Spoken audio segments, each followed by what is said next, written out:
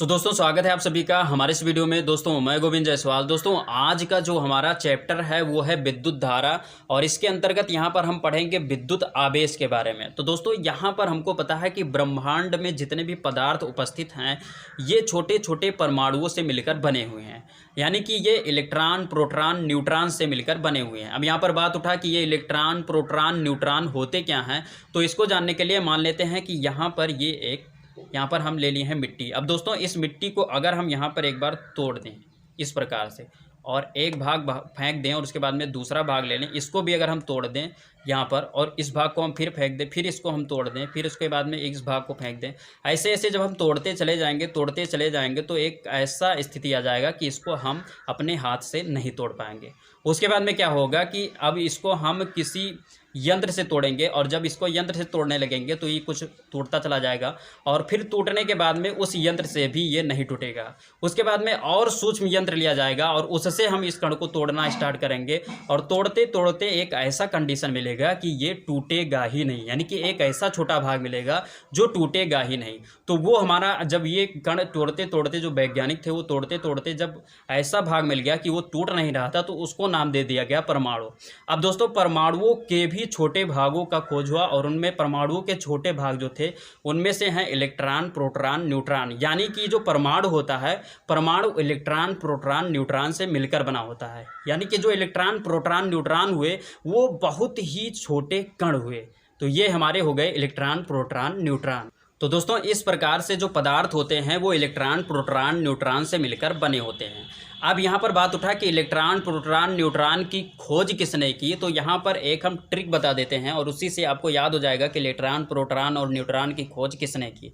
दोस्तों यहाँ पर आप लिखिए ईंट पर नाचे मोर और उसके बाद में यहाँ पर ईंट पर अगर ध्यान दें तो पहला अक्षर है ई से यानी कि इलेक्ट्रॉन और दूसरा अक्षर है टा तो हो गया टॉमसन, यानी कि इलेक्ट्रॉन का खोज किया टॉमसन ने।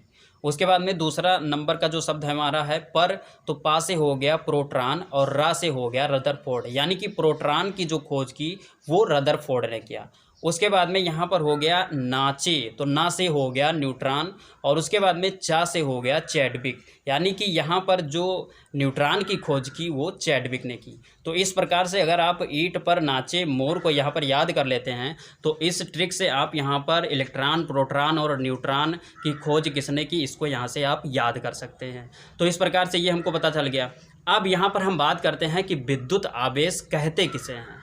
दोस्तों पदार्थों में इलेक्ट्रॉन की कमी अथवा इलेक्ट्रॉन की अधिकता के कारण उसमें वैद्युत तथा चुंबकीय प्रभाव उत्पन्न हो जाता है।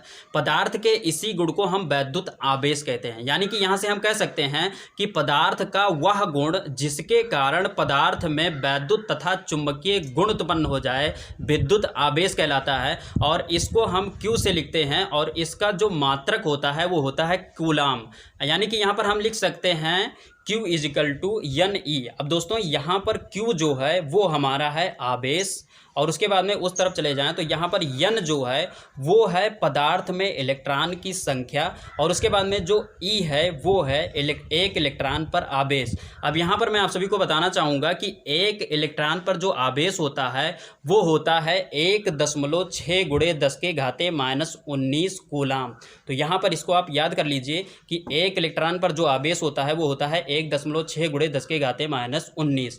तो ये हो गया हमारा विद्युत आवेश। अब यहाँ पर मैं आप सभी को बताना चाहूँगा कि ये जो विद्युत आवेश होता है ये दो प्रकार के होते हैं, जिसमें से पहला है धनावेश और उसके बाद में दूसरा है ऋण आवेश। अब यहाँ पर हम बात करते हैं कि धनावेश किसे कहते हैं और ऋण आवेश किसे कहते हैं। दोस्तों पदार्थ में इलेक्ट्रॉन की कमी के कारण उत्पन्न आवेश को हम बोलते हैं धनावेश और उसके बाद में पदार्थ में इलेक्ट्रॉन के अधिकता के कारण उत्पन्न आवेश को हम बोलते हैं ऋण आवेश। तो ये हो गया हमारा धन आवेश और ऋण आवेश। अब यहाँ पर मैं आप सभी को एक चीज़ और बताना चाहूँगा कि ये जो धन आवेश होते हैं और ऋण आवेश होते हैं इनमें होता है एक गुण कि समान प्रकार के आवेशों के बीच प्रतिकर्षण बल लगता है और विपरीत प्रकार के आवेशों के बीच आकर्षण बल लगता है। कहने का मतलब है अगर यहाँ पर उस साइड में हम माइनस चार्ज रख दें और यहाँ पर अगर हम प्लस चार्ज रख दें तो ये एक दूसरे को यहाँ पर आकर्षित कर लेंगे, क्योंकि ये विपरीत प्रकार के आवेश होंगे। और उसके बाद में अगर यहाँ पर हम माइनस रख दें और उस साइड में माइनस रख देंगे तो ये एक दूसरे को प्रतिकर्षित करेंगे, यानी कि एक दूसरे को दूर हटाएंगे। तो ये हो गया प्रतिकर्षण का गुण। तो दोस्तों उम्मीद करता हूँ आज का वीडियो अच्छी लगी होगी। वीडियो अच्छी लगी तो वीडियो को लाइक कीजिए, और दोस्तों यदि आप नए हैं हमारे चैनल पर तो चैनल को सब्सक्राइब कर प्रेस कर लीजिए बेल आइकन को, जिससे कि आपको नए वीडियो का अपडेट मिलता रहे। तो दोस्तों बस यहीं पर दीजिए इजाज़त। जय हिंद, वंदे मातरम।